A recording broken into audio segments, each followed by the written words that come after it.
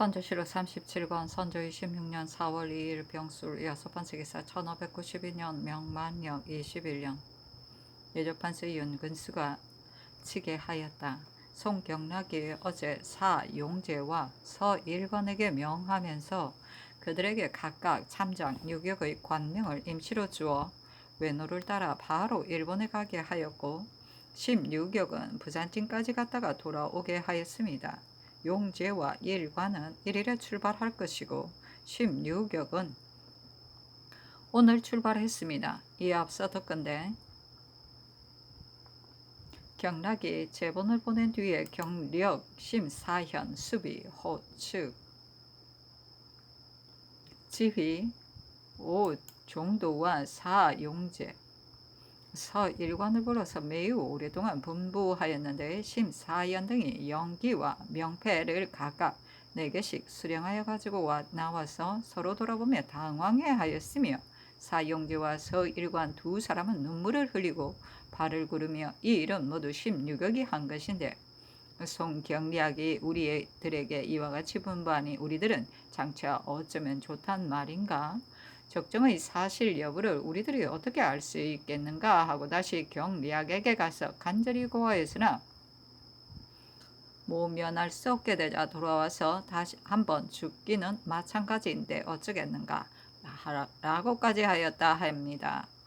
또 역관, 홍수원 등이 들은 바에 의하면 송경락이 심사현이 위하 5관원을 파견하여 서울로 보냈고 제독이 또 16연과 주홍무를 서울에 파견하여 외적에게 물러가도록 다 이르게 하였는데 적이 물러간다면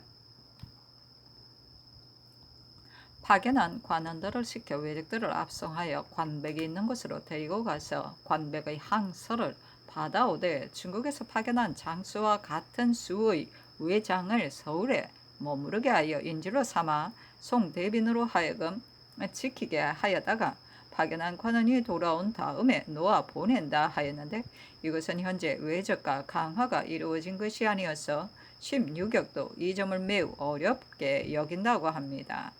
송대빈, 주홍모는 26일에 이미 떠났고 심사현, 호측, 오종도, 16영도 오늘 출발하였습니다.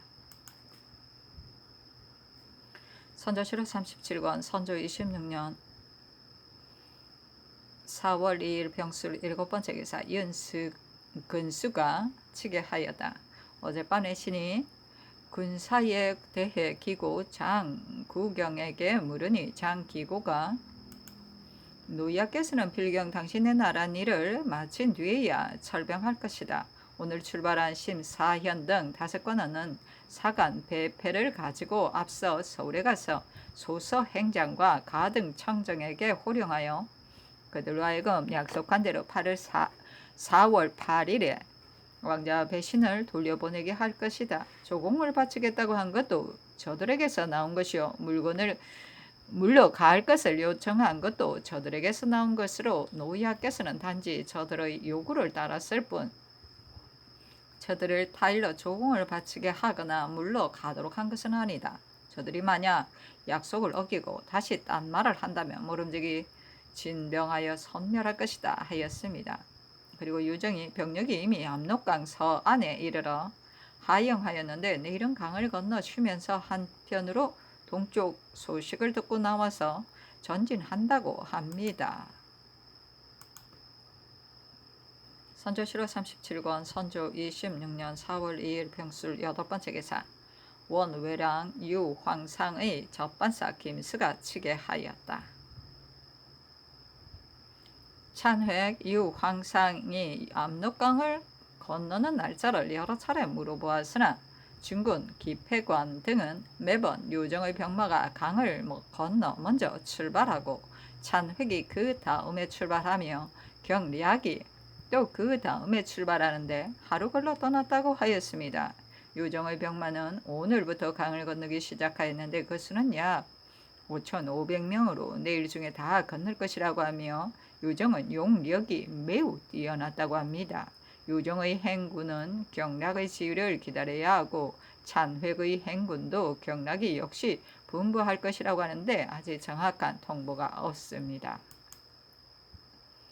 선조실록 37권 선조 26년 4월 3일 정해 첫 번째 계사 상위 정주를 출발하다. 선조실록 37권 선조 26년 4월 3일 정해 두 번째 계사 영의정 최흥원이 의주에서 돌아와 아래였다. 신이 의주에 도착해서 자세히 듣건대 요새 송경략이 진병하자는 우리의 요청을 듣기 싫어했어. 심지어는 말하기 미안한 말까지 했다고 합니다. 신이 지난번에 장기구를 보고 진병을 청하는 자문을 바칠 뜻을 고하였더니 기구가 송경략이 벌써 일정한 주견을 가지고 있으니 이 자문을 바친다면 노야가 반드시 성낼 것이고 성내게 되면 반드시 난처한 일이 있게 될 것이다. 나는 노야의 마음을 잘 알고 있다. 그러므로 이와 같이 말하는 것이니 이처럼 무익한 일을 굳이 할 것이 없다 하였습니다. 신은 뜻밖의 일이 생기게 될까 염려하여 감히 억지로 바치지 못하고 먼저 살해하자는 자문을 바치니 경략이 신에게 들어와 만나기를 허락하였습니다. 신이 경략에게 국왕께서 속히 진병하여 선멸해 달라는 내용으로 자문을 지어 내가 받아가지고 왔다. 그러나 이곳에 도착해서 노야의 성산을 자세히 전해 듣고는 황궁에서 감히 바치지 못하겠다 하니 경략이 웃으면서 보지 않아도 알 수 있다. 나에게 정해진 생각이 있으니 우선 그 사세를 모아가면서 하겠다. 저들이 진심으로 항복을 애걸하고 조공을 요청하면서 물러간다면 나는 외장 중에 유력한 자를 서울의 인질로 남게 하고 나의 차관으로 하여금 왜군을 거느리고 관백이 있는 곳으로 가서 항복 문서를 받아가지고 돌아오게 할 것이다. 대개 소서행장과 가등청청은 생각이 같지 않다. 소서행장이 간절히 호소하는 것은 진정인 듯 하나 가등청정의 말은 행장의 말과 다른 점이 있다. 내가 차임해 보낸 장수로 하여금 상황을 곧 보아 조치하게 할 것이다. 행장이 물러가면 굳이 죽이지 않을 것이고 청정이 대항하면 진병하여 섬멸할 것이다. 내가 어찌 깊은 생각 없이 외적의 말을 믿을 만하다고 여겼겠는가 하였습니다. 신이 다시 외적들은 교활하고 속임수가 많아 강화를 하고자 하나 끝내는 반드시 어길 것이다. 대군이 먼 곳에 있어 갑자기 적에게 달려갈 수가 없겠으나 이제 부장 유정의 정병이 이미 도착하였으니 노예는 속히 개성등지로 진병하라 하니 경락이 내 어찌 이를 생각하지 않았겠는가. 유정의 병마는 며칠 동안 쉬면서 군사들을 호우상하고는 곧 출발하여 고종의 군대와 합류해서 개성으로 전진할 것이다. 나 역시 평양에 가서 별난의 상황을 살펴보고 종당에는 개성으로 가서 그대 나라의 일을 완료할 것이다 하고는 드디어 좌우에 있는 사람들을 물리치고 우리 조정의 5부, 6부, 양성의 의노는 모두들 전자의 군대가 속국에 원정하여 이미 태반을 수복하였는데 군사는 지치고 재물이 다 떨어져 오래 머무를 수가 없으니 철병하여 돌아와야 한다고 하였다.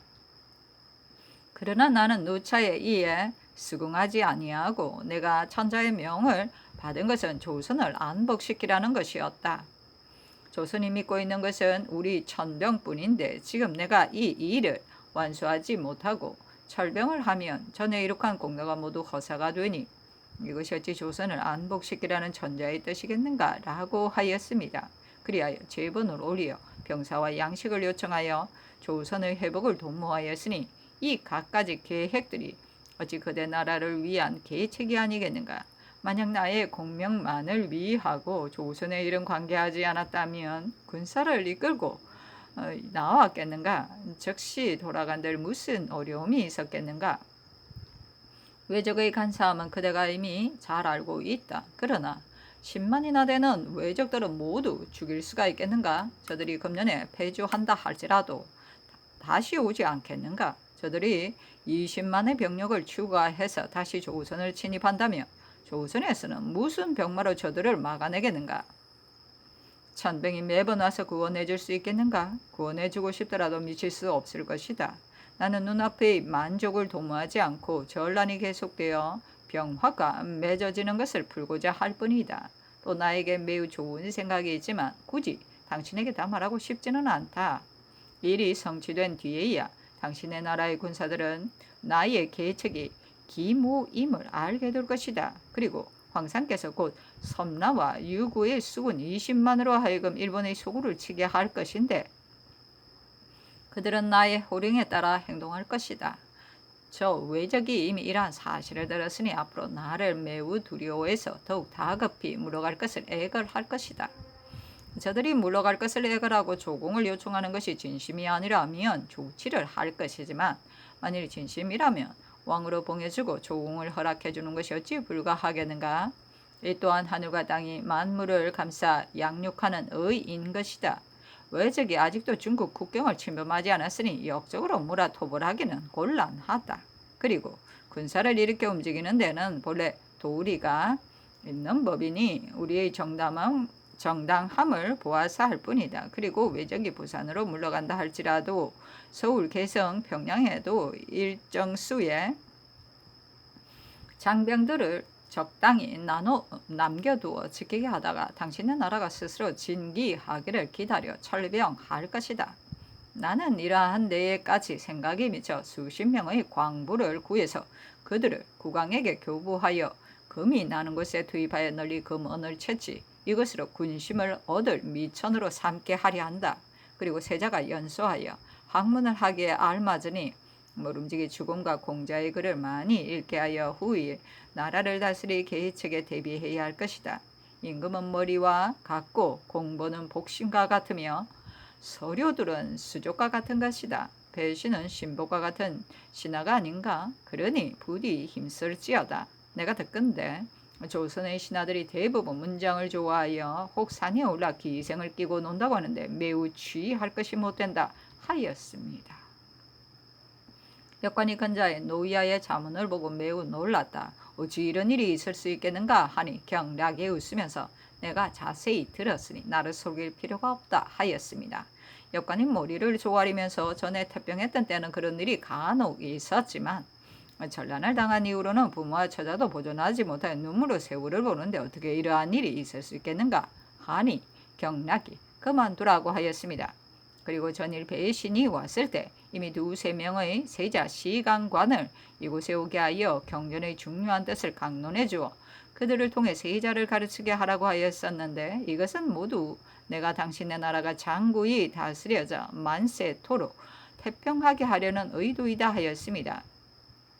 그리고 진병을 요청하는 자문 중에 식량이 점차 소진되어 일후로는 계속하기가 어려울까 염려스럽다라는 말이 있는데 이것은 경락이 가장 듣기 싫어하는 말입니다. 이 때문에 부득이 점차 소진된다는 어렵게 얻어 모았다로 고쳤고 일후는 오랜 뒤로 고쳐서 주었습니다. 미처 아뢰지 않고 제 마음대로 고쳤으니 매우 황공스럽습니다.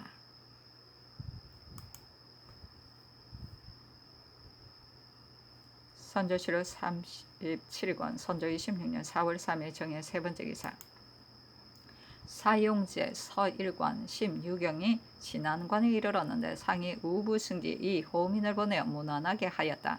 이어 분부하기를 승리를 마땅히 그들에게 대인들은 지금 무슨 일을 주관하고 있고 어디로 가려는 것인가 하고 물어보아야 한다. 그들이 사실대로 대답하면 곧 나의 뜻을 말해주기를 외적의 흉력 무도함은 천하만세가 모두 알고 있는 바이다. 지금 대인은 당당한 중국 사신으로서 위험을 무릅쓰고 흉적의 소굴로 들어가려 하니 삼가 대인들을 위해 위태롭게 생각한다. 대인들이 일찍이 전의 역사에서 보았듯이 중국 사신들이 일본에 갔다가 돌아오지 못한 사람이 많았다. 더구나 풍신수길은 매우 흉악해서 자기 임금 시하기를 마치 여우나 토끼 사냥하듯 하였으니 어찌 중국 사신을 예로 대접할 수가 있겠는가? 저들은 평양에서 패전하여 자기들의 간계를 행할 수 없게 된 것을 분해하고 있는데 간계는 요동을 침범하려는 계획인데 이 말은 표현하기가 곤란한 것 같으므로 좋은 말로 구사하여 사람들에게 알리려는 것이었다. 만일 뜻밖의 병고가 있게 되면 중국의 위신이 개돼지 같은 저들에게 손상될 뿐만 아니라 대인들에게 있어서도 어찌 되겠는가? 대인들은 왜 그간의 사정을 경략에게 진달아에 도모하지 않는가? 심 장군으로 인하여 천하의 대의사를 무너뜨릴 수 있겠는가? 라고 하라. 대개 이러한 내용으로 말을 잘 만들어 비겁한 상황을 극력 진술함으로써 그들을 두렵게 만들면 저들은 반드시 스스로 일본에 가지 않을 계책을 도모할 것이다 하였다. 이 호민이 무난하고 나서 아래기를 저들의 주된 뜻은 알 수 없습니다. 단지 자신의 머리를 가리키며 우리들이 가는 것은 매우 위태롭다고 하였다. 상이 이르기를 저들이 뭐라고 말하든가 하니 이 호민이 아래기를 대략은 최흥원이 아래 내용과 같습니다. 신이 그들은 조명을 받고 가는 것인가 경략이 보낸 것인가 외적이 만약 천자의 명을 받지 않고 경략의 말만 듣고서 왔다 하여 사실이 아니라고 하면서 잡아두고 욕을 보인다면 어떻게 하겠는가 하고 물으니 대답하기를 그 점은 잘 알고 있다. 관백이 진시로 조공할 것을 요청하고 두 왕자도 보내준다면 장차 강화는 이루어질 것이다. 경략은 우리들이 담기가 있음을 알고 이와 같이 분부한 것이다. 라고 하였습니다. 예신이 또 불길이 맹렬히 타오르면 소나무나 잣나무도 가리지 않고 태워버린다. 담기가 있다 한들 무슨 도움이 있겠는가 하니 그 점은 우리들도 잘 알고 있다. 우리에게 죽음이 있을 뿐이다. 우리 두 사람은 동갑으로 함께 37세이고 나의 어머니와 사형제의 어머니도 동갑이다. 우리들은 자식이 없는데 살아서 돌아오면 천운이고 죽게 되면 다시는 노모를 뵙지 못할 것이다. 라고 하면서 스스로 목이 메어 비통해하기를 마지 않았습니다. 하였다. 선조실록 37권 선조 26년 4월 3일 정해 네 번째 기사 대가가 임반관에 도착하였다. 장차 송경락을 맞이하기 위해서였다. 선조실록 37권 선조 26년 4월 3일 정해 다섯 번째 기사 상이 정원에 하교하였다. 송씨랑은 압록강을 건너가 전에 군공에 기록되기를 도모하였고 전란을 당하여 피폐한 나라에 처음 들어와서는 높은 곳에 올라 풍류를 즐겼는가 하면 학술이 정도에 어긋나고 의리가 밝지 못하니 그의 사람됨을 알 수 있다. 서로 만날 때는 조심하지 않으면 안 될 것이니 문답할 말을 글러지어서 서게 하도록 하고 도감의 관원들을 들여보내어 미리 살피게 해야 할 것이다. 그리고 모든 일을 미리 대처함으로써 임시해서 잘못되어 노여움을 사는 일이 없게 하라. 유정이 의순관에 있다는 말을 들었는데 의주성에 들어가기 전에 먼저 근신을 보내 문안케 하고 이어 고맙다는 인사를 하게 하라. 선조실록 37권 선조 26년 4월 4일 무자 첫 번째 기사 상이 임반관을 출발하여 거련관에 도착하다. 선조실록 37권 선조 26년 4월 4일 무자 두 번째 기사 상이 정원에 전교하였다. 본 고을에서는 공업을 너무 풍부하게 하고 지대하는 자도 너무 많았다. 돌아갈 때는 이렇게 하지 말라. 이후에도 이렇게 하면 형벌로 다스리겠다는 내용으로 군수를 불러 이르라. 선조실록 37권 선조 26년 4월 4일 무자 세 번째 기사 예조판서 윤근수가 의주에서 왔다. 상이 인견하고 이르기를 저들이 강화하려 하니 내 마음이 매우 안타깝다. 직접 가서 하소연하고려고 하였으나 지금 서장을 보니 냉랭하게 대할 것 같다고 하니 어떻게 하면 좋겠는가 하니 윤근수가 아뢰기를 사체가 다른 장관과는 달리 계속 중문을 닫아 걸고 매번 장 기구를 시켜 말을 전할 뿐이니 이 점이 답답합니다 하였다. 상이 이르기를 중훈의 일을 알 수는 없으나 풍신수기를 왕으로 보응하려고 한다니 이렇게 한다면 누구인들 임금을 시해하지 않겠으며 누구인들 천하를 엿보지 않겠는가. 이는 그렇게 하도록 권장하는 것이다. 중국의 의논이 이와 같으니 한때 인심을 알만하다 하니 근수가 아뢰기를 외국의 일은 반드시 자기들이 관여하지 않는다고 여기서 이와 같이 하는 것입니다. 왕 통판이 중국은 모두를 평등하게 보아 똑같이 사랑한다. 따라서 양국의 일은 강화하는 것을 제일로 삼는다 하였습니다. 하였다. 상이 이르기를 설령 외국이라 하더라도 중국은 부모와 같고 우리나라와 일본은 똑같이 외국으로 자식과 같은 것이다. 부모와 자식 간의 관계로 말한다면 우리나라는 효자의 일부는 적자이니 부모가 자식에 대하여 자유롭게 한다 하지만 그렇다고 어찌 적자를 효자와 똑같이 사랑하는 이치가 있는가? 내가 이 때문에 저 사람은 학식이 밝지 못해서 더불어 이야기할 만한 자가 못 된다고 여기는 것이다. 우리나라에 온 자들 중에 볼만한 자가 없는데 유충만이 조금 칭찬할 만한 자이다. 나는 그가 우리나라 일에 힘쓴다고 해서 그를 칭찬하는 것이 아니다. 낙상지 동양정도 그 다음 가는 인물이다 하고 또 이르기를 유정은 남쪽 사람인가 하니 근수가 아뢰기를 산서 사람입니다. 이번에 사천 기주 병사와 삼나구 사람들이 모두 왔었습니다. 유정의 사람됨은 가장 아담해서 조금도 남의 것을 범하지 않습니다. 하고 또 아뢰기를 소신의 생각으로 헤아려 보면 강화는 분명히 이루어지지 않을 것 같습니다. 하였다. 상이 이르기를 어째서 그러한가? 아니 근수가 아뢰기를 가등청정은 애걸하지 않으니 그의 뜻은 소소행정과 다릅니다. 송시랑은 저들의 우두머리 한 사람을 인질로 삼아 서울에 머물러 있게 하고 관백의 항서가 오기를 기다리겠다고 하는데 만일 행장을 머물러 두게 한다면 어찌 그가 순순히 응하겠습니까? 하였다. 홍진이 아뢰기를 오늘은 그가 잠시 이곳에 머물러 기다리는 것이 어떻겠습니까? 아니 상이 이르기를 내가 답답하고 절박한 마음으로 경락을 찾아가 보려 하는데 그가 만일 문을 닫고 받아주지 않는다면 잘못은 거기에 있는 것이다 하고 근수에게 이르기를 경의 뜻은 어떠한가 하니 아뢰기를 소신이 울린 장계에 저의 뜻을 모두 아뢰지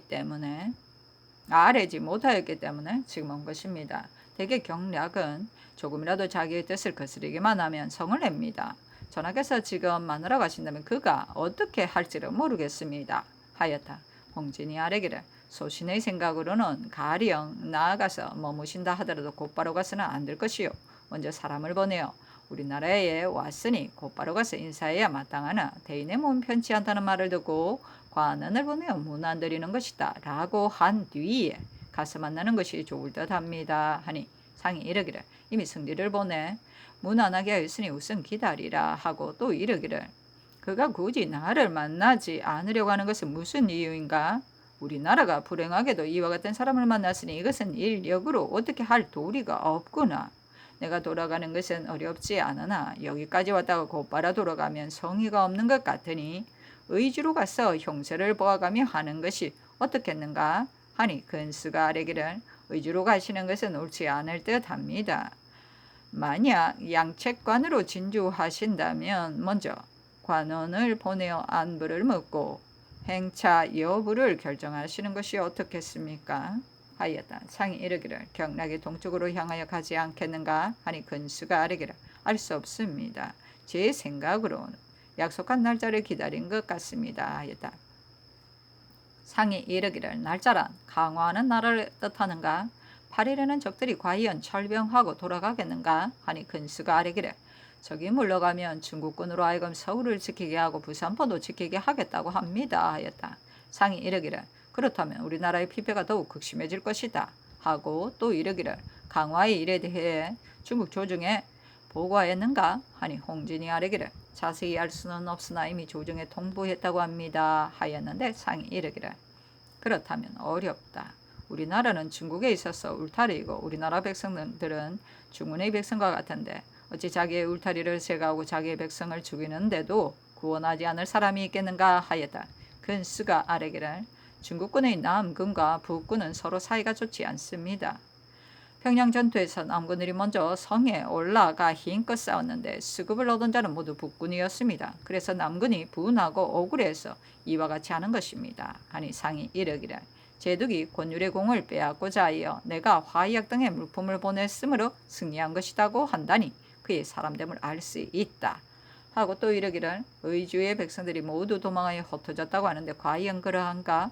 아니 근수가 아뢰기를 모르겠습니다. 하고 홍진이 아뢰기를 신이 보니 마을이 모두 비어 있었고 행제시에 쓰이시던 빈청 등도 모두 훼손되어 있어 지난번에 온 길도 기억할 수가 없습니다. 아니 상이 이르기를 그렇다면 그 말이 사실이구나 하였다. 또 이르기를 경락 역시 그를 잘 하는가? 하니 근수가 아뢰기를 학문이 있다고 합니다. 하고 홍진이 아뢰기를 그는 조에게 강관을 보내어 경학을 배워오도록 하라고 하였습니다. 하니 상이 이르기를 강관을 보내어서 이 난의 학문을 배워오라는 말인가? 그가 말하는 명덕, 친민 등의 말을 보니 친은 신으로서 써야 한다는 것을 잘못이라고 하였다. 그의 학문을 알 수 있다. 비록 양명학을 했다 하지만 용병수를 양명과 같이 한다면 우리나라에서는 그를 우러러 볼 것이다. 하고 홍진이 이르기를 내가 지금 중도에서 정지하고 있기는 하지만 양채관에 가서 기다릴 수는 없는가? 내가 가고자 하는 뜻을 그는 반드시 알 것이다 하였다. 홍진이 아뢰기를 마음이 절박하면 사기가 노여움을 격발시키게 될까 걱정되니 온순하고 간절한 마음으로 그의 마음을 감동시키는 것이 어떻겠습니까? 하니 상이 이르기를 전을 내가 별로 잘못한 말이 없었다 하였다. 연근수가 송경리학이 왕 통판에게 준 편지를 진개하였는데 그 편지에 조선의 군신이 고집스럽게 나의 말을 듣지 않았으니 한탄할 노릇이다. 조선 국왕이 서쪽으로 온다고 하는데 설령 오더라도 나는 그를 만나지 않을 것이다. 그가 오는 것은 아마도 나의 일을 지연시키고 그릇되게 만드는 것은 물론 나의 마음을 어지럽히려는 의도일 것이다. 이미 윤 판사를 보내어 오는 것을 막게 하였는데 국왕이 내 말을 들으는지 모르겠다. 오랑캐들을 이야기시키기 어려움이 이와 같다 하였다. 상이 군수를 보고 이르기를 사람이 안타까우면 반드시 음성에서 나타나고 분주한 법이다. 어찌 저들이 싫어한다고 해서 마땅히 해야 할 일을 하지 않을 수 있겠는가 하였다. 선조실록 37권 선조 26년 4월 4일 무자 네 번째 기사 윤근수가 아뢰기를 전일 송경략이 강을 건너왔을 처음에 장기고와 내 일찍이 조선 국왕에게 하루에 300리나 달리는 말이 있다고 들었는데 그 말은 지금은 어느 곳에 있는가 하였으니 내구말을 보내주는 것이 어떻겠습니까? 하니 상이 이르기를 국가에 대해서는 잘못 조차하면서 먼저 좋은 말을 달라고 하니 어떻게 먼 지방의 인심을 감복시킬 수 있겠는가? 그 말은 이미 제독에게 주었다고 말해서 그의 욕심을 꺾고 대신 다른 말을 주도록 하라 하였다. 선조실록 37권 선조 26년 4월 5일 개축 첫 번째 기사 비변사가 아뢰기를 송실랑이 두세 명의 동궁의 서연관을 자신에게 보내어 강론하게 하라는 것을 누차 말하고 있으니 그 뜻이 정말 범연한 것이 아닌 듯합니다. 우리나라에서 그의 요구를 따르지 않는다면 그는 반드시 우리가 자기의 말을 무시한다고 여겨 성낼 것이 틀림없습니다. 그리고 실랑의 아무는 엄중에서 원접사 윤근수라 하더라도 진알할 기회가 없었습니다. 만약 관관을 보내 그와 함께 강론하며 친숙하게 되면 이를 통해 우리나라의 사정을 언급할 수도 있을 것이니 서연관 중 두세 명을 택하여 빨리 보내는 것이 어떻겠습니까? 하니 상이 따랐다. 선조실록 37권 선조 26년 4월 5일 개축 두 번째 기사 비변사가 아뢰기를 오늘날의 사세는 오로지 중국군의 진퇴에 따라 우리나라의 존망 여부가 판가름나게 되어 있습니다. 외적을 토벌하여 원수를 갚는 것을 잊을 수는 없으나 형편상 우리 힘으로는 어떻게 할 수가 없습니다. 지금 송실랑이 보낸 자문을 보건대 포치 않은 형세와 엄하게 다그치는 질책이 한두 군데가 아니어서 놀랍기 거지 없는데 그렇다고 마련할 방도도 없습니다. 지금 마땅히 전일에 한갓 구구하고 박절한 마음으로 누차 취소하여 번요스럽게 했음을 잘 알고 있으나 우리의 사정도 또한 안타깝다. 보내어준 자문을 받아보니 간곡히 일깨워주고 지시해준 방법이 극진해서 부족함이 없으니 우리나라 군신들이 더없이 고맙게 여기고 있다. 그러니 반드시 지난날 평양에서 겉으로는 강한다고 했지만 끝내는 적을 물리쳤던 것과 같게 하여 일이 성사되기를 기다릴 뿐이다 라는 내용으로 짓게 하소서 하니 상이 답하기를 보내온 자문을 보건대 자기 스스로 시원한 모려여서 조금도 부족함이 없는 계책이라 하였으나 모두가 의리에 위배되고 외적을 두려워하는 말들 뿐이었다. 심지어 정공이 육단하고 항복한 것을 권도에 통달한 것이라고 하였으니 이런 사람과 어떻게 의리를 논할 수 있겠는가?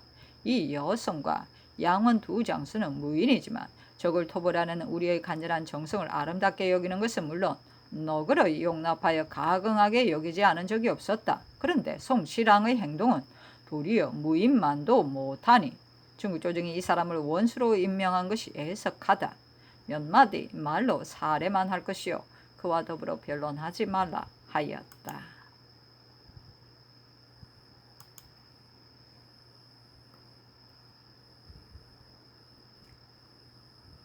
선조실록 37권 선조 26년 4월 5일 기축 세 번째 기사 이 제독은 은 100냥과 쌀 100석을 풀어서 장 대장으로 하여금 계성의 기민에게 나누어 주어 구휼하게 하니 상이 자문을 보내어 살해하였다. 선조실록 37권 선조 26년 4월 6일 경인 첫 번째 기사 상이 거령관을 출발하여 운흥관에 도착하다.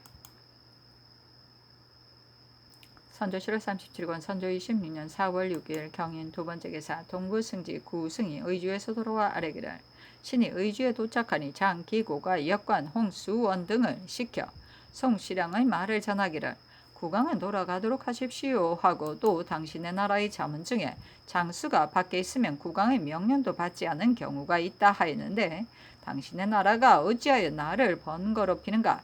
조선 국왕이 복수할 수 없음을 하한하고 있는데 당신네 나라의 입장에서는 보면 의당이러한 마음이 있을 것이다. 그러나 당초에 무비를 하지 않아서 삼경이 함락된 것이다. 당신네 나라가 다시 나아가 싸우려고 한다면 마땅히 당신네 나라의 병마로 싸워야만 한다. 그리하여 승리한다면 내가 응당 제본을 올려 크게 보상을 베풀게 할 것이다. 그러나 이기지 못할 경우에는 그 장수와 주장한 사람을 모두 군율에 의해 처단하겠다. 다시 국왕에게 치게하여 속히 돌아가게 하라. 내일 저녁 때 내가 출발하여 동쪽으로 갈 것이니 노우상에서 서로 만나는 것도 불편하다. 일이 끝난 뒤에 서로 만나게 될 것이니 지금 내가 만날 필요가 없다. 한편으로 이미 이 제독에게 전진하되 상황을 보아 싸우거나 거치라고 했으니 배신은 돌아가서 모름지기 이 뜻을 국왕에게 아뢰라 하였습니다. 하니 상이 정운에 전교하기라. 그가 이미 나에게 돌아가라고 했으니 내가 지금 돌아가더라도 곧바로 영유로 가고 싶지는 않다. 이 근처에 선천, 정주 등 조금 온전한 업으로 이주하는 것이 어떻겠는가. 조만간에 유정, 유원의 송시랑 등이 동쪽으로 향한다고 하니 그들이 오기를 기다렸다가 앞서가면 뒤쫓는 것이 합당할 듯하다. 비변사로 하여금 의논하여 아뢰게 하라. 저들이 돌아가라고 하였지만 저 세 사람이 있는 곳에 관원을 파견하여 물선을 보내면서 내가 돌아간다는 뜻을 알리는 것이 어떻겠는가 하였다. 선조실록 37권 선조 26년 4월 6일 경인 세 번째 기사 비변사가 아뢰기를 지금 대가가 머무르고 있는 곳은 정주와 일일 정이 되는 곳인데 경락이 억지로 돌아가라고 하면서 노우상에서 서로 만나는 것이 불편하다 하니 일이 완수되기를 기다려서 서로 만나자고 했다 합니다. 지금 기필코 만나지 않으려는 것은 반드시 뜻이 있었을 것인데 헤아릴 수가 없습니다. 지금 잠시 가까운 고을에 머무르고 계시더라도 그가 만나려고 하지 않는다면 유익함이 없을 듯합니다. 저들이 언제 떠날지는 알 수 없으나 한결같이 저들의 말대로 하면 저들도 성내지 않고 기뻐할 것입니다. 선천, 정주 등은 물력이 이미 고갈되어 반드시 며칠 동안도 지공하지 못할 것입니다. 영유는 대로에서 멀지 않으니 곧바로 영유로 돌아가서 그들의 행지를 기다리는 것이 옳을 듯합니다. 부득이하다면 정주가 선천보다는 다소 나으니 잠시 정주로 돌아가서 천천히 거류를 의논하소서 하니 상이 따랐다. 선조실록 37권 선조 26년 4월 6일 경인 네 번째 기사, 사헌부가 아뢰기를 승려들이 나라에 충성을 다해 여러 번 외적을 생포하기도 하고 수급을 바치기도 하였으므로 위에서 양종과 선과를 회복시키라고 명하였습니다. 신들은 성상의 뜻이 불교를 일으키는 데 있지 않고 그들을 권리화하는 데 있음을 잘 알고 있습니다. 다만 생각하건대 공에 보답하는 은전은 본디 일정한 규칙이 있는 것인데 하필 선과를 회복시켜야만이 그들의 사기를 북돋을 수 있겠습니까? 이 명이 한번 내려지면 모든 사람이 이상하게 생각할 것입니다. 국가가 새로이 회복하여 일어서려는 때를 당하여 관계되는 바가 매우 중하니 성명을 빨리 거두소서 하니 상이 따랐다.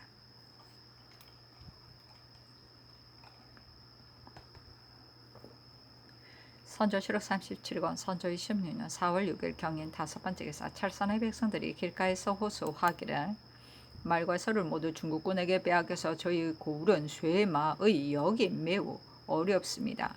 마을은 온통 도망간 집들 뿐인데 관가에서는 일족에게 추징하는 법으로 여전히 독책하니 관대하게 조처하여 간신히 살아난 목숨들을 보존케 하소서. 군사들이 6번으로 상번하는 것은 그 법이 매우 좋으나 이 또한 안타까운 점이 있습니다. 하니 상이 이르기를 6번으로 상번한 것에 대해 백성들은 어떻게 생각하는가 하였다. 아뢰기를 당초에는 4번으로 정했었는데 이제 다시 2번을 더했으니 응당 4번의 군을 폐지하고 다시 6번으로 나누어서 고르게 하도록 제도를 정했으면 매우 편하다고 좋았을 것입니다. 그런데 지금은 그렇지 않고 원래 정한 4번 외에 2번을 더 붙여놓고 원번의 군사를 뽑아서 청병의 호수를 삼았으므로 해마다 계속 10여인이 한정으로 제소당해 멀리 상토, 만포 등의 진에 가서 수자리 살고 있으니 비단 원후가 채워지지 않을 뿐만 아니라 노제와 물고의 숫자도 채울 수가 없습니다. 이 점이 매우 안타깝습니다. 수령을 자주 바꾸면 보내고 맞는 폐단이 가혹한 정사보다도 더 심합니다. 지금 이곳 군수는 성심으로 백성을 다스리고 진심으로 국사를 처리하고 있으니 관제를 올려주고 6년을 더 있게 하여 주소서 하니 상이 말고삐를 당기고 한참 동안 있다가 이르기를 의논해서 처리하겠다 하였다. 선조실록 37권 선조 26년 4월 6일 경인 6번째 기사 선천백성 이종인 등이 노상에서 호소하기를 2년 동안 곡물과 자비역 때문에 백성들의 괴로움을 견디지 못하고 있습니다. 노방의 고을은 모두 부역을 인근 고을과 함께 배정하고 있는데 저희 고을만은 유독 함께 배정하지 않고 홀로 담당하고 있으니 인근의 고을들과 같게 배정하게 하시면 어떻겠습니까? 저희 고을 백성들이 관계 만포에서 교대로 수자리하고 있는데 그 어려움은 말로 표현하기 어려울 정도입니다. 노상의 고을은 수상에 정하고 노하의 고을은 수하에 정하게 하소서 하니 상이 이르기를 그대들이 국가를 위하여 수고가 노고가 많다. 고소한 것은 의논해서 처리하겠다 하였다.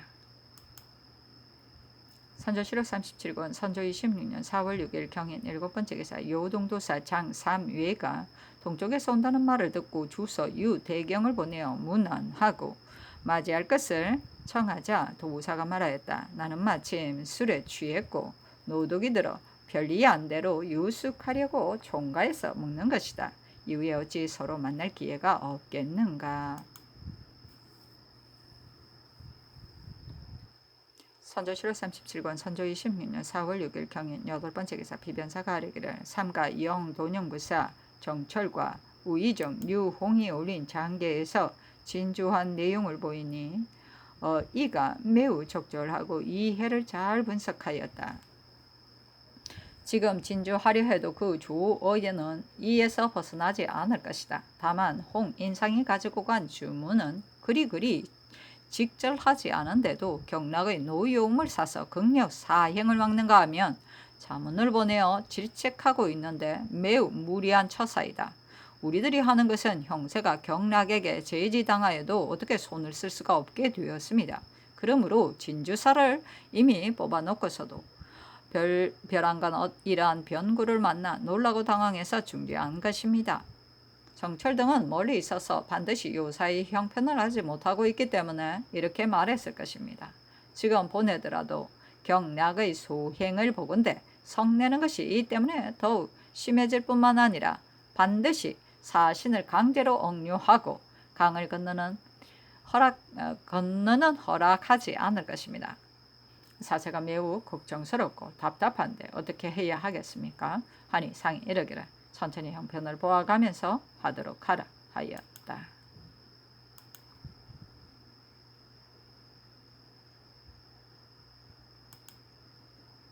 선조 7월 37권 선조 26년 4월 6일 경인 9번째 기사 평행도관절사 이원익이 치게 하였다.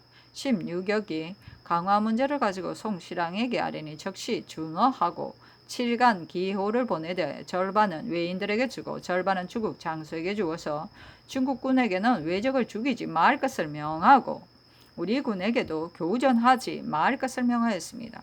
16역은 외인을 호송하고 부산에 도착하였습니다. 사삼공은 참장이라 칭하고 서상공은 유격이라 칭하여 일본에 보낸 다음 거기서 그대로 외인을 데리고 영파부를 거쳐 입공하게 한다고 합니다. 그리고 왕자와 포로로 있던 제시는 16역이 그곳에 도착한 뒤에 곧 내보내주겠다고 합니다. 그러나 가등청정이 자기의 공을 믿고 물러가려 하지 않을 경우에는 진병하여 그를 죽일 것이라고 합니다. 대체적으로 이미 강화가 결정되어 나아가 싸울 뜻이 전혀 없습니다. 결국 불공 대천의 흉적이 온전히 돌아갈 수 있게 되었으니 매우 통탄스럽습니다.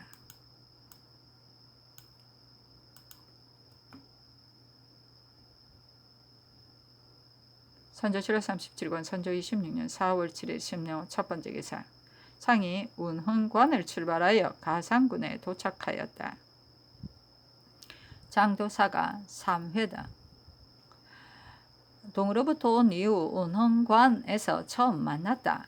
도사가 말하기를 평행장이 조공할 것을 애걸하였습니다. 그러나 제도께서 은혜와 위엄을 함께 행해야 되는데 청정이 흉패하니 죽이지 않을 수 없다 하였습니다.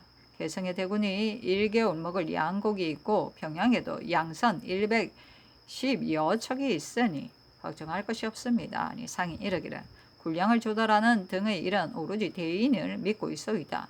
대인이 힘을 다해 준비하여 주니 우리나라 신민들은 매우 감격하고 있소이다 하였다. 상이 예단을 주니 3번 사양하다가 받았다. 선조 7월 37권 선조 26년 4월 7일 신묘 두 번째 기사 대가가 정주에 도착하였다가 가산을 향해 출발하려 하는데 양사가 아뢰기를 유원외와 송시랑이 양책관과 거령관에서 오는데 오늘이나 내일 사이에 잇따라 도착할 것입니다. 대가가 급히 떠나신다면 일이 온당치 못할 듯하니 떠나는 것을 중지하고 만나본 뒤에 출발하소서 하니 상이 이르기를 유원회가 오는 것에 대해서는 알 수가 없으나 경락은 일이 끝나기 전에는 서로 만나보고 싶지 않다고 했으니 여기서 있더라도 반드시 만나지 않을 것이다. 설령 만난다 하더라도 전로의 주군에서 접대해야 할 것이다 하니 양사가 다시 아뢰기를 전로에 머무실 곳은 이것만 못합니다. 유원회가 오늘 밤에 온다고 하니 다시 대가를 멈추고 기다리소서 하였다. 상이 대가를 정주 성문 밖에 머무르게 하고 승지 구성에게 명하여 대신들에게 의논하게 하였다. 대신들이 아뢰기를 유원회는 전에 이미 만나보셨으니 지금 다시 만날 필요가 없고 경락도 서로 보지 않으려고 한다 하니 그대로 여기에 머무르시는 것은 옳지 않은 듯합니다 하니 상이 양사에게 답하기를 대신에게 물은 결과 그대로 머무르는 것은 옳지 않다고 하니 머무를 필요가 없다 하였다. 선조 7월 37권 선조 26년 4월 7일 신묘 세 번째 기사 대신들이 아뢰기를 당초에 대가가 속기 나온 것은 경락의 뜻을 따르고자 함이었는데 지금은 윤건수의 서장을 보니 사세가 그렇지 않은 점이 있습니다.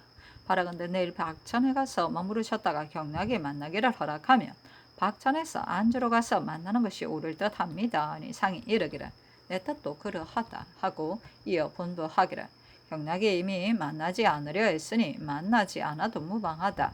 내일 곧장 수천으로 가서 피하는 것이 어떤가? 의논하에 아래라 하고 정원에 분부하기를 내일은 마땅히 숭령으로 가겠다 하였다.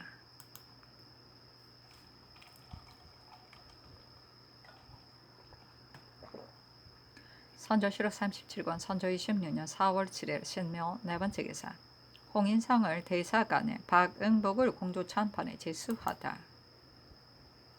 선조 실록 37권 선조 26년 4월 8일 임진 첫 번째 기사 상이 가산을 출발하여 박천에 도착하다. 선조 실록 37권 선조 26년 4월 8일 임진 두 번째 기사 대신들이 아뢰기를 삼가 윤근수의 장계를 보건대 경략이 의주를 보고 싶다고 하고 주상이 머무르고 계시는 것을 묻기도 한다고 하니 만나려는 뜻이 없지 않은 듯 합니다. 그러니 잠시 박천에 머물러 기다리소서 하니 상이 이르기를 내가 숭령내에 가더라도 오지 서로 만날 수 없겠는가? 경락이 이미 노상에서 서로 만나는 것이 불편하다고 했으니 여기에서 기다릴 필요가 없을 듯하다 하였다. 선조 실록 37권 선조 26년 4월 8일 임진 세 번째 기사 양사가 아뢰기를 경략이 오늘이나 내일 중에 당도할 텐데 상께서 곧장 숭령으로 가고자 하십니다. 경락이 상께서 머무르고 계시는 것을 물었고 장기고는 의주를 보고자 한다 하니 그들이 전에 전혀 돌아보지 않던 것과는 다름을 알 수 있습니다. 굳이 빨리 떠나서 만나는 것을 피하려 한다면 비단 정리로 보아 온당치 못할 뿐만 아니라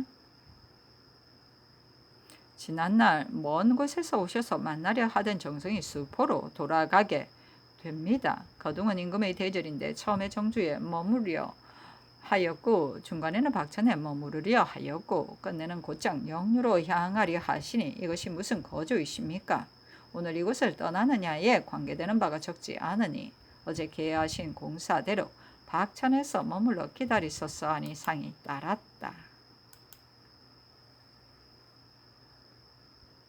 선조 실록 37권 선조 26년 4월 8일 임진 네 번째 기사 적중에서 도망해온 사람이 말하였다. 성중에 있는 적지는 모두 6곳인데 행주에서 접전할 때 묵사동에 있는 거지는 외장이야 모두 죽었고 그 외에 각진 외들도 죽거나 부상당하였습니다. 지금은 남산의 삼진과 소공동 주의 일진만이 남아있을 뿐입니다.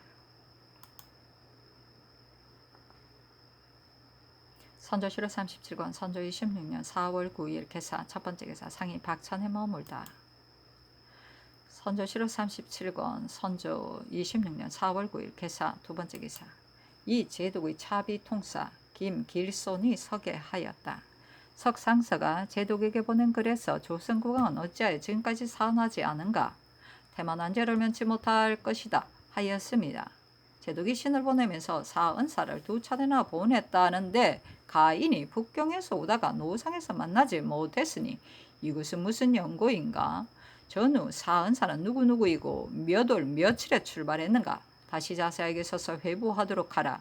내가 들은 바에 의하면 사은 주보는 해주 위까지 갔다가 다시 가지고 돌아왔다 하는데 이것은 무슨 연고인가? 만약 주본을 고쳤다면 어느 항목을 삭제하고 어느 항목을 첨가하였는가?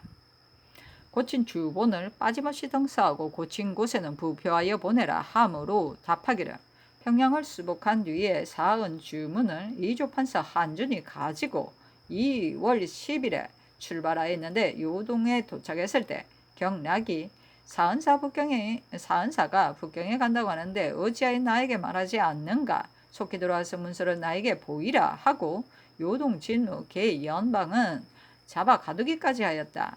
한준이 가지고 가던 주문의 조구를 경락에게 보이니 경락이 이 주초는 무방하니 배신은 가도 된다 하므로 한준은 곧 요동에서 북경을 향해 갔다. 그 후 2주 참판 홍인상이 개성을 수복한 것에 대한 사언과 청병을 변석한 등의 일을 적은 주문을 가지고 3월 4일 의주를 출발하였다. 장기고가 이 사실을 듣고서 유원회에게 고하였고 다시 경략에게 알렸으므로 경략이 극력 저지하면서 병마가 계속해서 나오니 더 청할 수 없다. 여기 나온 장관들이 사리를 들어 변석하였는데 우리들에게도 미안한 혐의가 있으니 절대로 할 수 없다. 사실은 빨리 되돌아가라. 갈 필요가 없다고 하였다. 그러므로 홍인상이 자유롭게 행동할 수 없어서 일찍이 이러한 뜻을 적반사 한응인에게 알려서 제독에게 고하게 한 것이다 하였습니다. 선조실록 37권 선조 26년 4월 9일 개사 세 번째 개사 한명륜을 상주 목사에 정문부를 영헌불사에 제수하다. 선조실록 37권 선조 26년 4월 9일 개사 네 번째 개사 비변사가 아뢰기를 이은 타견의 사장을 보니 보울 하진 번호의 주장인 읍사는 변란이 일어났을 때 당하여 정현룡에게는 잘 달리는 전말을 보내주었고 강은수에게는 투구와 갑옷을 주었으니 우리나라에 대한 그의 정성은 매우 가상합니다. 이러한 사람은 공을 논하여 다른 오랑캐들을 권면시키지 않을 수 없습니다. 육품 이상의 군직을 헤아려 제수하고 관교를 만들어 보내주소서 하니 상이 이르기를 이 관직은 너무 낮은 것 같다. 화외의 사람에게 어찌 이와 같이 대접할 수 있겠는가 하였다. 선조실록 37권 선조 26년 4월 10일 갑오 첫 번째 개사 상이 박창군을 출발하여 안주에 도착하다. 선조실록 37권 선조 26년 4월 10일 갑오 두 번째 개사 병조판서의 이항복이 아뢰었다. 신이 임반관에 도착하여 성경락의 자문을 주고 또 국왕께서 옆거울에서 기다리며 감히 만나기를 청하지 못하고 계시다는 뜻을 말하니 경락의 통사와 왕 통판을 불러 만나고 싶지 않다는 뜻을 강력히 표하였는데 말은 매우 완곡하였습니다. 또 말을 전할 때는 만일 사실과 다르게 전달되어 국왕의 마음을 불안하게 한다면 어찌 매우 미안하지 않겠는가. 나는 절대로 다른 뜻이 없으니 나의 뜻을 국왕에게 잘 전달해서 그가로 하여금 속히 고쳐야 할 곳으로 돌아가게 해서 군무를 대처하게 하는 것이 옳을 것이다 하고 이어 왕 통판을 시켜 신을 불러 상대하게 한 다음 서로 만날 수 없다는 뜻을 써서 신으로 하여금 계달하게 하였습니다. 대개 그 사기를 살펴보건대 앞서의 자문과 거절한 말은 매우 무리했었는데 지금은 전에 잘못한 말을 부끄럽게 여겨 다른 이유로 끌어대어 전의 잘못을 변명하려는 듯합니다. 신이 또 부총병 유정을 문헌하였는데 그의 사기는 강개하였으며 외인의 속셈이 간사하여 결코 강하기가 어렵다는 뜻을 강력히 진술하였습니다. 이어 사용하는 각종 군기를 꺼내 보여주고 거느리고 있는 섬나, 도만, 소서, 천축, 육번 득, 능국, 묘자, 서번, 삼색, 면국, 파주, 당파 등 두한 사람들을 좌우에 도열해서 쓰게 하고 차례로 각각 자신의 묘기를 자랑하도록 하여 종일 구경시켰습니다. 그리고 왕 통판이 소첩 2통을 입게 하였는데 그중 하나는 중국에서 전에 왔던 사신은 단지 6, 7품 관원으로 원래 대신과는 만나보는 체례가 없으니 앞으로도 만나지 않음으로써 각자의 체면을 온전히 하는 것이 낫다는 것이었고 나머지 하나는 왕과 만나려면 반드시 교제하는 의문이 있어야 혐의를 피할 수 있으니 역시 만나지 않는 것이 낫다는 것이었습니다. 이 두 가지 이유 때문에 우선 만나는 것을 피하려는 것이고 원래 다른 뜻은 없으니 일이 끝난 다음 혹 한번 만나보고 가는 것도 좋겠다고 하였습니다. 선조실록 37권 선조 26년 4월 10일 갑오 세 번째 기사 대가가 박정군을 출발하다. 선조실록 37권 선조 26년 4월 10일 갑오 네 번째 기사 상이 전교하기를 경락이 이미 돌아가라고 하였다면 명일에는 영유로 향해야 할 것이다. 그러나 경락은 중국의 사마중경으로서 고뇌의 원수가 되어 천하의 군사를 거느리고 우리나라에 와서는 이제 군사를 거느리고 동진하고 있으니 이것은 사체에서 매우 중요한 것이다. 국왕으로서는 친히 신하들을 거느리고 성 밖에 나아가서 맞이하여야 한다. 이것은 황제의 명을 존중하는 공적인 예의고 서로 만나보는 것은 경락에 대한 사적인 예의다.